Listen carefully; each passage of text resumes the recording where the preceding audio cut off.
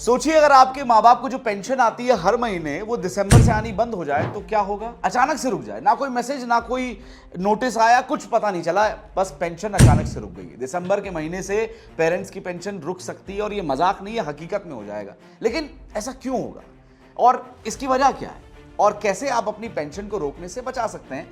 घबराइए मत, सोल्यूशन के साथ इस वीडियो में आया हूं। स्वागत है आपका बॉस वाला हिंदी पे और आज हम बात करेंगे कैसे आप इस दिक्कत से बच सकते हैं। और अगर आप चाहते हैं इस सवालों के जवाब जानना तो आप इस वीडियो को एंड तक जरूर देखिएगा।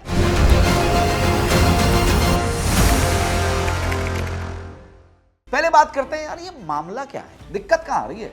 देखिए, जब भी किसी सरकारी कर्मचारी का निधन हो जाता है मतलब वो एम्प्लॉय अब इस दुनिया में नहीं रहता और अगर उसके पति पत्नी या बच्चे नहीं हैं तो सरकार उसके माता पिता को फैमिली पेंशन देती है। क्लियर बात है। लेकिन ये पेंशन तभी मिलती है जब उस कर्मचारी के पीछे कोई लाइफ पार्टनर या बच्चे पेंशन के लिए एलिजिबल ना हो।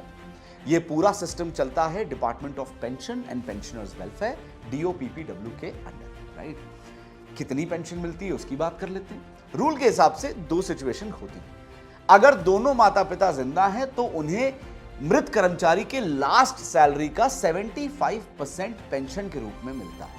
लेकिन अगर सिर्फ एक पेरेंट जिंदा है तो पेंशन की रेट 75 से घट के 60% हो जाती है। और ध्यान रहे, ये पेंशन उनके इनकम स्टेटस पे डिपेंड नहीं करती। अगर उनके कोई और भी सोर्सेज जहां से कहीं से पैसा आ रहा है कोई दिक्कत वाली बात नहीं है। ये पेंशन फिर भी उनको मिलती रहेगी कम वॉट में, कहीं और से पैसा आता रहे तो आता रहे, ये पेंशन उनके अकाउंट में आती रहेगी। अच्छा, प्रॉब्लम क्या थी पहले, कहां दिक्कत आ रही थी, एक बार थोड़ा उस पर नजर डालते हैं। पहले एक बड़ी दिक्कत ये थी कि सिस्टम में लाइफ सर्टिफिकेट देना हर साल मैंडेटरी नहीं था, जरूरी नहीं। इस वजह से कई बार ऐसा होता आया कि एक पेरेंट के गुजर जाने के बाद भी पेंशन 75% वाली ही चल रही है और वही चले जा रही है, राइट। क्योंकि फैमिली ने उसकी डेथ की इंफॉर्मेशन सबमिट नहीं की है तो सिस्टम को मालूम नहीं है, वो सिस्टम अपडेटेड नहीं है कि आगे क्या करना है, 75 वाली देनी है, 60 वाली देनी है, वो उनको मालूम नहीं। ठीक है, नया रूल क्या आया है वो बात कर लेते हैं। अब सरकार ने इस प्रॉब्लम को सॉल्व करने के लिए ना एक बड़ा सिंपल सी गाइडलाइंस इशू किए हैं।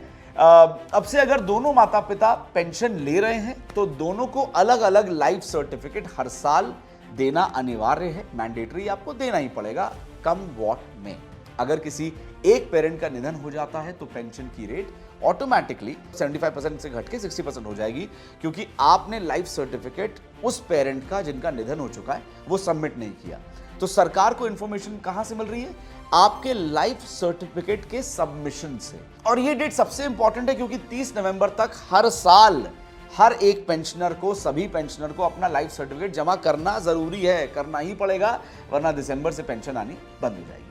अब सवाल आता है कि केशव ये सारी जानकारी तुमने दे दी, बहुत बढ़िया, लेकिन लाइफ सर्टिफिकेट जमा कहां करना है, कैसे जमा करना है, प्रोसेस क्या है, उसके बारे में तो बताया नहीं। तो यार सिंपल इसके ना दो तरीके दिए गए। पहला तरीका है ऑफलाइन, वही बेसिक सिंपल। आपको अपनी बैंक की उसी ब्रांच में जाना है जहां पर पेंशन अकाउंट खुला हुआ है, वहीं जाके आपको लाइफ सर्टिफिकेट जमा कर देना है।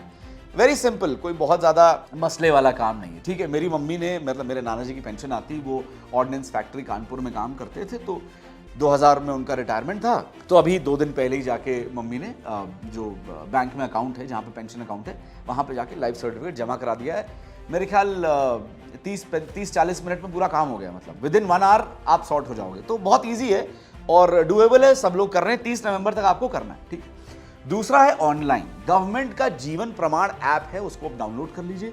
इसके जरिए आप घर बैठे बायोमेट्रिक डिवाइस से अपना सर्टिफिकेट भेज सकते हैं। जैसे ही आपका डेटा वेरीफाई हो जाएगा, उनको पता चल जाएगा हाँ यार सर्टिफिकेट ठीक है, सब कुछ बढ़िया है, आपकी पेंशन सेफ हो जाएगी। दिसंबर महीने में पेंशन जैसे आ रही थी वो आती रहेगी, ठीक है। अब ये करना जरूरी क्यों, अब यार मैं ना क्यों कह रहा हूं, सोचिए ना, साल का आखिरी महीना चल रहा है, आपको पता है कि एंड में खर्चे वैसे ही बढ़ जाते हैं, फेस्टिवल्स अभी होके निकले हैं, आगे आने वाले साल में फेस्टिवल्स हैं, आप अगले साल की तैयारी करेंगे, दिसंबर में बहुत सारे फंक्शंस होते हैं, लोग सेलिब्रेशन बहुत करते हैं, तो पैसे सबको चाहिए। अब एकदम से पेंशन रुक गई तो इन सब पे होल्ड लग जाएगा, ठीक है, वो कोई नहीं चाहता। तो इसीलिए मैं कह रहा हूं कि अगर आप कर लोगे तो वो ज्यादा बेटर है ना, मतलब इसको डिले क्यों करना है, क्यों इसके बारे में विचार भी ज्यादा करना है। अगर आपके घर में कोई पेंशनर है, आपकी पेंशन आती है, लाइफ सर्टिफिकेट नहीं दिया तो जमा करा दो ना, कितना सिंपल प्रोसेस, सारा तो समझा दिया मैंने आपको। 2 तरीके ऑनलाइन ऑफलाइन, जो चुनना है आप चुनो, ठीक है। और इस प्रॉब्लम से बचो, मतलब मैं ओवरऑल यही चाहता हूं। इसीलिए अगर आपने अभी तक अपना लाइफ सर्टिफिकेट सबमिट नहीं किया तो 30 नवंबर से पहले पहले हाथ जोड़ के विनती कर दीजिए प्लीज, है ना। एक बार जरा शॉर्ट में समझ लेते हैं इस वीडियो में हमने किन किन बातों पे बात करी है। सरकारी कर्मचारी के निधन के बाद अगर उसके स्पाउस या बच्चे नहीं हैं तो माता पिता को मिलती है family pension, which we all are well aware of that, right. दोनों जिंदा है तो 75% ऑफ पेंशन आपको मिलेगा, जो लास्ट सैलरी आ रही थी उससे मिलेगा, ठीक है। सिर्फ एक जिंदा है तो 75% से घट के वो 60% पे आ जाएगी। अब से दोनों पेरेंट्स को हर साल लाइफ सर्टिफिकेट देना ही होगा, उसमें कोई भी कॉम्प्रोमाइज नहीं चलेगा, ठीक है। डेडलाइन इसकी 30 नवंबर है, हर साल आपको 30 नवंबर से पहले सबमिट करना पड़ेगा। नहीं दिया तो दिसंबर से पेंशन आनी बंद।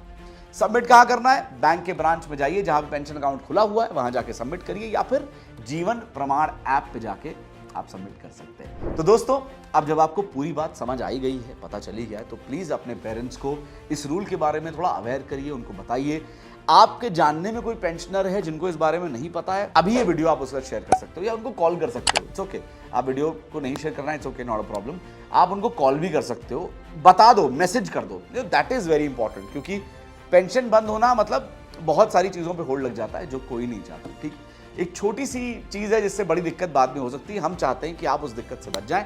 अगर आपको ये वीडियो हेल्पफुल लगा, बढ़िया लगा, अच्छा लगा इन्फॉर्मेशन, तो प्लीज इस वीडियो को लाइक करिए, शेयर करिए सभी पेंशनर्स के साथ जिनको आप जानते हैं, अपने दोस्तों के साथ जिनके घर में पेंशनर्स हैं, ताकि वो आगे अवेयर कर पाएं।